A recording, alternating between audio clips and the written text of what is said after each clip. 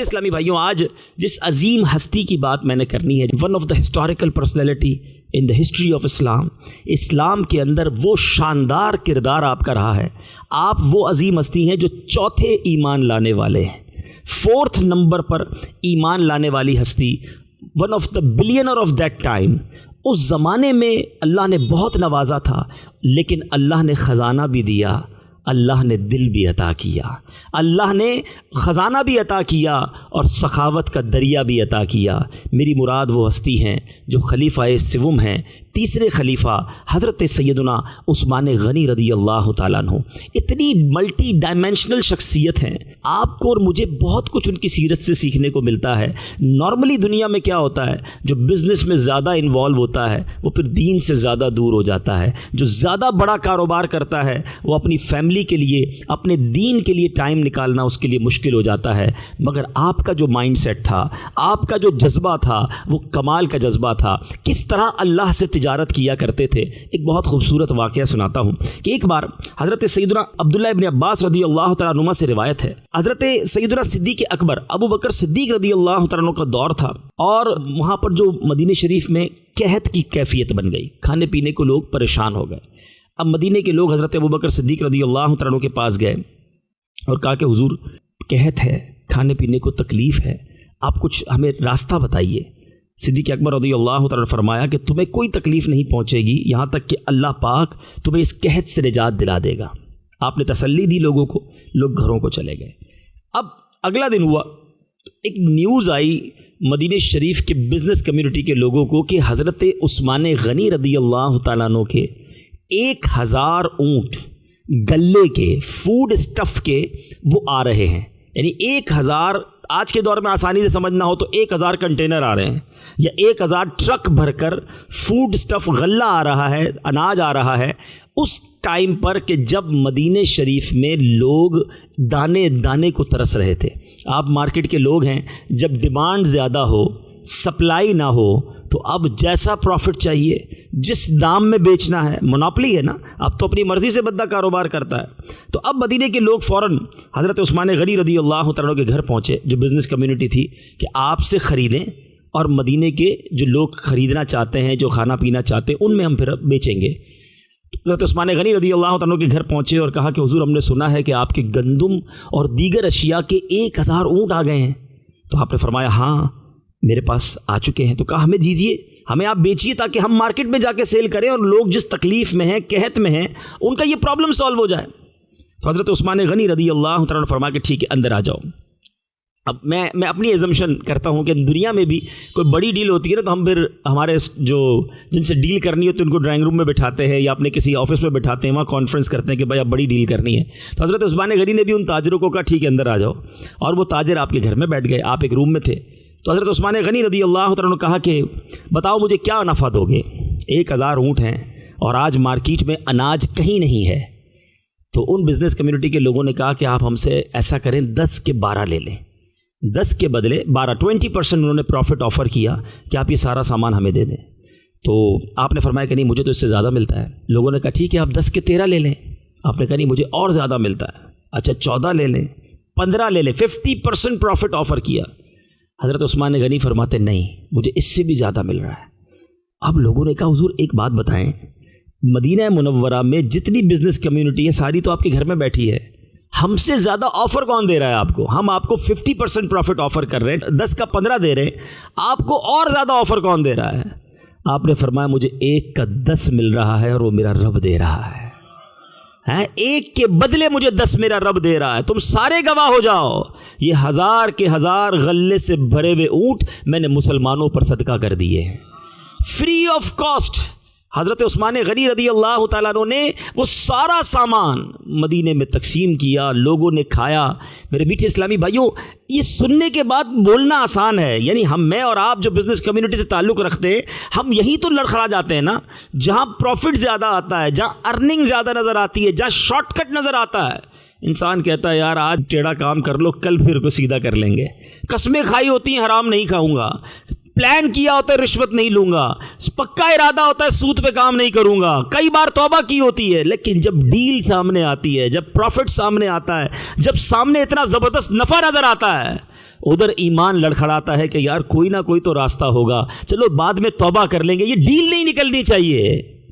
اللہ اکبر. عثمان غنی رضی اللہ تعالیٰ عنہ کا ذہن دیکھیے، ان کا مائنڈ سیٹ دیکھیے. آپ فرماتے اللہ مجھے 1 کا 10 دے گا، جتنا چاہتے تھے اس وقت ریٹ لے سکتے تھے، مگر سیدنا عثمان غنی نے وہ سارا غلہ ڈسٹریبیوٹ کیا. اب سنیے اس کا نتیجہ، اس کا ثمرہ اور اس کا انعام کیا ملا. سبحان اللہ. اب جب حضرت عثمان غنی رضی اللہ تعالیٰ عنہ نے وہ سارا تقسیم کر دیا تو اب حضرت عبداللہ ابن عباس خود فرماتے ہیں میں جب رات کو سویا تو میں نے خواب میں رسول اکرم صلی اللہ تعالی علیہ وسلم کی زیارت کی. میرے آقا علیہ الصلوۃ والسلام نے چادر پہن رکھی تھی، مبارک ہاتھوں میں نور کی چھڑی اور پاؤں مبارک میں نالین تھے اور ان کے تسمے بھی نورانی تھے. میں نے عرض کی یا رسول اللہ میرے ماں باپ آپ پر قربان، یا رسول اللہ آپ علیہ الصلوۃ والسلام کی طرف میرا شوق بڑھتا جا رہا ہے. سرور کائنات علیہ الصلوۃ والسلام نے کیا فرمایا؟ آقا فرماتے ہیں میں جلدی میں ہوں. عثمان نے 1000 اونٹ کا بوجھ گندم اور غلہ وغیرہ صدقہ کیا ہے.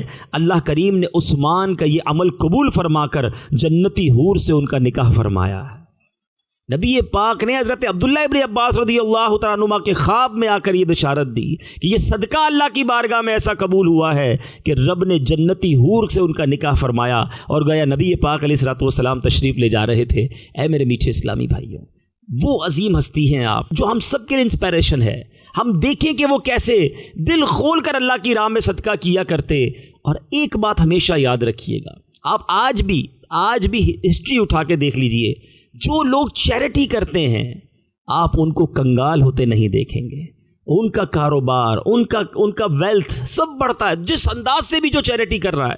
کچھ لوگ کھانا کھلا رہے ہیں، کچھ لوگ غریبوں کا علاج کر رہے ہیں، کچھ لوگ مدد کرتے ہیں لوگوں کی.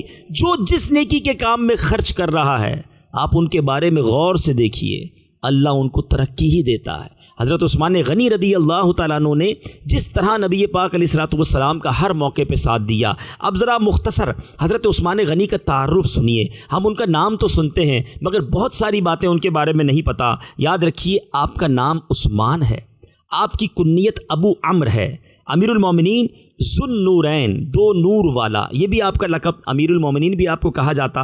کامل الحیاء والایمان، یعنی حیا اور ایمان میں کامل. جامع القرآن، قرآن جمع کرنے والے. سید الاسخیاء، سخیوں کے سردار.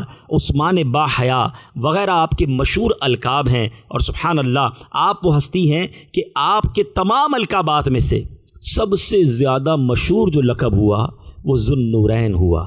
ذو النورین یعنی 2 نور والا. بڑی مزے کی بات ہے کہ ساری دنیا میں امریکہ، یورپ، افریقہ، عرب و عجم، آل اراؤنڈ دا ورلڈ آپ کسی کو کہیں کہ ذو النورین کون ہے تو وہ فوراً کہے گا کہ حضرت عثمان غنی ہے. ذو النورین کا مطلب 2 نور والا. 2 نور والا آپ کیوں کہلاتے ہیں کہ پیارے آقا علیہ الصلوۃ والسلام کی 2 صاحبزادیاں یکے بعد دیگرے. پہلے ایک صاحبزادی کا نکاح کیا حضرت سیدنا رقیہ رضی اللہ تعالیٰ عنہ، اور پھر حضرت سیدنا ام کلثوم رضی اللہ تعالیٰ عنہ. پہلے آقا نے حضرت رقیہ کا نکاح کیا، ان کا انتقال ہو گیا. نبی پاک نے اپنی دوسری صاحبزادی حضرت عثمان غنی کے نکاح میں دی. پوری کائنات میں، ہسٹری آف ورلڈ میں کوئی حضرت عثمان غنی کے علاوہ وہ شخص نہیں ہے جس کے نکاح میں کسی نبی کی 2 بیٹیاں آئی ہوں. یہ صرف انعام، یہ صرف مرتبہ حضرت عثمان غنی رضی اللہ تعالیٰ عنہ کو ملا. اور میرے آقا کا یہ شاندار فرمان موجود ہے کہ اگر میری 40 بیٹیاں ہوتی، ایک کے بعد ایک ضرورت پڑتی، میں سب کو عثمان کے نکاح میں دیتا. ایسا شاندار نبی پاک کے ساتھ کانٹیکٹ اور پیارے آقا کو اتنا اعتماد تھا. اب ذرا غور کیجئے، جو بہت خوبصورت نقطہ بتانا چاہ رہا ہوں. ذو النورین کیوں کہا جاتا ہے؟ نبی پاک کی 2 بیٹیاں ملیں اس لیے 2 نور والے کہلائے. تو جس نبی کی بیٹی جس کے نکاح میں آئے وہ 2 نور والا بن جائے تو نبی پاک کے نور کا عالم کیا ہوگا. پھر تو کوئی کویسچن ہی نہیں بچتا نا کہ جو ابحاث کی جاتی ہیں، مسکنسیپشن کریٹ کیے جاتے ہیں کہ پیارے آقا علیہ الصلوۃ والسلام کو نور کیوں کہتے ہو، ان کے نور کی کیا دلیل ہے. ساری دنیا عرب و عجم حضرت عثمان غنی کو ذو النورین کہے، کسی کو اعتراض نہیں. اور ذو النورین 2 نور کس کی وجہ سے ملے کہ وہ نبی پاک کی بیٹیاں تھیں. تو اس نبی کے نور کا عالم کیا ہوگا. بریلی کے تاجدار کیا خوبصورت شعر لکھتے ہیں، فرماتے ہیں نور کی سرکار سے پایا دوشالہ نور کا، نور کی سرکار سے پایا دوشالہ نور کا، ہو مبارک تم کو ذوالنورین جوڑا نور کا۔ سبحان اللہ، آپ تیسرے خلیفہ بنے، آپ کیسے ایمان لائے؟ سبحان اللہ، حضرت ابوبکر صدیق رضی اللہ تعالیٰ عنہ کی کوششوں سے عثمان غنی ایمان لائے۔ یعنی عثمان غنی کا یہ سارا جو نیکیوں کا کام ہے نا، اس کا صلہ جو ہے سیدنا ابوبکر صدیق رضی اللہ تعالیٰ عنہ کو بھی ملتا ہے، کیونکہ آپ کی کوششوں سے آپ ایمان لائے، آپ چوتھے مسلمان تھے۔ آپ خود فرماتے تھے کہ اسلام قبول کرنے والے 4 لوگوں میں میں چوتھا ہوں۔ حضرت عثمان غنی کو بروز جمعہ 35 ہجری ذوالحجہ کا مہینہ تھا، آپ کو شہید کیا گیا۔ حضرت سیدنا جبیر بن مطعم رضی اللہ تعالیٰ عنہ نے آپ کی نماز جنازہ پڑھائی اور آپ جنت البقیع میں سپرد خاک کیے گئے۔